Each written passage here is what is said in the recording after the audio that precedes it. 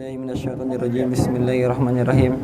Assalamualaikum warahmatullahi wabarakatuh. Waalaikumsalam warahmatullahi wabarakatuh. Rabbi shrah li sadri wa yassir li amri wahlul 'uqdatam min lisani yafqahu qawli. Rabbi zidni ilman warzuqni fahman. Alhamdulillahilladzi arsala rasulahu bil huda wa dinil haqq liyaghfirahu 'ala dini kulli wa kafa billahi syahida. Asyhadu an la ilaha illallah wa asyhadu anna Muhammadan abduhu wa rasuluh la nabiyya wa la rasula ba'dahu amma ba'du. Pertama-tama yang paling utama, marilah kita panjatkan puja serta syukur kita ke hadirat Allah Subhanahu wa taala yang mana berlimpah kasih sayangnya kita bisa berkumpul bermuajah di mushola yang penuh barakah ini.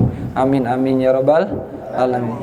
Salawat beriringkan salam selalu terlimpah curahkan kepada baginda kita habibana wa syafi'ina wa dukhrina maulana Muhammad sallallahu alaihi wasallam. Allahumma shalli wa sallim wa barik alaihi.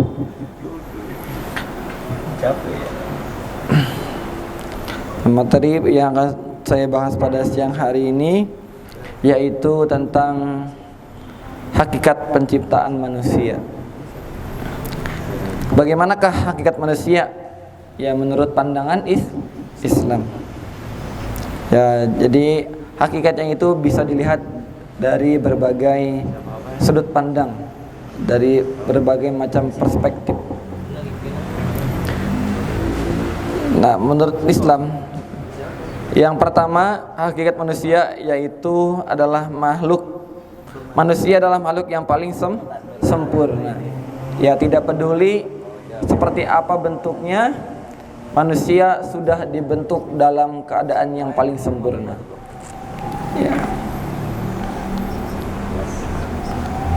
Ya, dari segi apa? Dari segi fisik, kemudian dari indera dan dari organ yang sedetail mungkin sudah Allah atur. Ya, sudah Allah atur dengan sedetail dari ujung kepala sampai ujung kaki. Allah udah mendesain hal-hal yang diciptakan untuk manusia.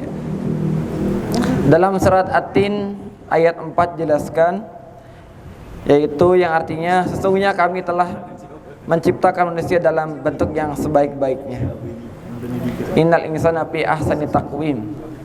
Sesungguhnya manusia itu diciptakan dengan sebaik-baiknya penciptaan. Yang kedua, hakikat manusia adalah diciptakan untuk mengabdi kepada Allah Subhanahu wa taala.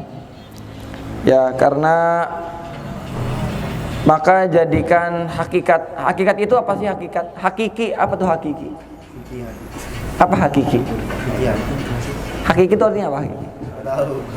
Kebenaran. Ya, benar. Sidik juga sama artinya kebenaran. Jujur. Ya, hakiki, sidik. Jangan-jangan lu berdua emang adik kakak ya? Ya. Nabi Adam sebagai manusia pertama juga mengakui Allah sebagai Tuhannya. Dengan demikian keturunan Adam pun harus senantiasa beribadah dan menyembah Allah Subhanahu wa taala. Sebagaimana surat Az-Zariyat ayat 56 yang artinya adalah, dan aku tidak menciptakan jin manusia melainkan supaya mereka mengabdi kepadaku. Ya. Wa ma khalaqtul jinna wal insa illa liya'budun. Ya, jadi penciptaan manusia hakikatnya yang kedua adalah untuk mengabdi kepada Allah Subhanahu wa taala. Ya, kata Bang Roma Irama, adanya dunia ini menjadi bukti kekuasaan atau bukti adanya Tuhan. Tidak akan tercipta dunia ini ya tanpa adanya pencipta. Ya. Adanya makhluk hidup, adanya bumi, adanya matahari, adanya galaksi Bima Sakti. Ya, semuanya ya, dari tatanan, dari laut, dari sampai darat, sampai udara, semuanya diciptakan dan ada penciptanya yaitu Allah Subhanahu wa taala. Yang ketiga, hakikat manusia yang ketiga adalah dijadikannya manusia sebagai khalifah, pemimpin di muka bumi. Ya. Lalu apa sih tugas dan kewajiban dari khalifah? Yaitu menjalankan tugasnya untuk menjaga bumi dan makhluk lainnya. Ya, kita kenal ada namanya Superman, Ultraman. Ya, itu tugasnya untuk menjaga bumi. Dalam surat Al-Baqarah jelaskan bahwasanya sesungguhnya aku berkehendak menjadikan seorang khalifah di muka bumi. Mengapa engkau hendak menjadikan khalifah di bumi itu orang yang membuat kerusakan padanya dan bernumpukan darah, padahal kami senantiasa bertasbih dengan memuji engkau dan mensucikan engkau. Tuhan berfirman, sesungguhnya aku mengetahui apa yang tidak kamu ketahui. Ya, jadi tatkala sebelum manusia diciptakan, Nabi Adam diciptakan, ya, malaikat itu sempat protes. Kenapa ya Allah engkau ciptakan manusia, padahal manusia sukanya merusak, sukanya menumpah darahkan manusia yang lain? Ya Allah menjawab, sesungguhnya aku mengetahui apa yang tidak kamu ketahui.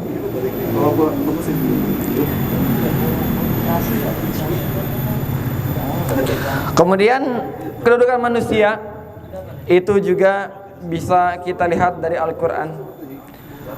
Nama lain dari manusia itu yang pertama adalah Al-Bashar. Ya, nama lain dari manusia yang pertama adalah Al-Bashar. Dalam Al-Quran kata Al-Bashar disebut sebanyak 36 kali dan tersebar di 26 surat.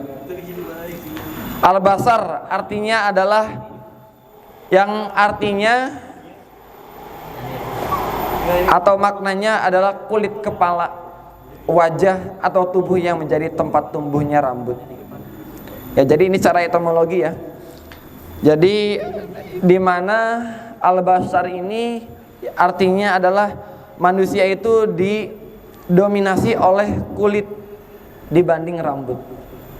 Benar nggak? Manusia itu didominasi oleh kulit dan bukan rambut. Ya, atau ada nggak manusia yang sepenuhnya rambut semua? Ada nggak? Ya, jadi nama lain dari manusia itu adalah Al-Bashar, yang artinya secara etimologi ya diartikan bahwa bentuk manusia itu didominasi oleh kulit, wajah dan tubuh. Ya, jadi menggambarkan bahwasanya manusia itu udah berarti didesain ya dari kepala sampai kaki itu didominasi oleh kulit. Ya. Sebagai apa? Sebagai penjaga. Ya. Kemudian yang kedua, selain dari Al-Bashar, manusia juga disebut sebagai Al-Insan. Yang diartikan Al-Insan itu artinya adalah harmonis, lemah lembut, tampak dan pelupa. Ya, jadi disebutkan dalam Al-Quran itu Al-Insan disebutkan 73 kali. Ya. Karena pada dasarnya manusia juga punya budaya, mampu bicara, mengetahui hal yang baik dan hal yang buruk. Serta manusia juga bisa mengembangkan ilmu pengetahuan dan peradaban. Yang ketiga, sebutan lain dari manusia adalah An-Nas. Ya, An-Nas, yang artinya adalah eksistensi manusia sebagai makhluk yang sosial secara keseluruhan tanpa melihat status keimanan dan atau kekafirannya. Ya, jadi golongan manusia itu kan ya walaupun sekarang udah ada yang namanya rasis-rasis, tetapi pada hakikatnya manusia itu adalah zon politikon atau adalah makhluk sosial. Ya, tidak bisa terpisahkan antara makhluk yang satu dengan makhluk yang lain.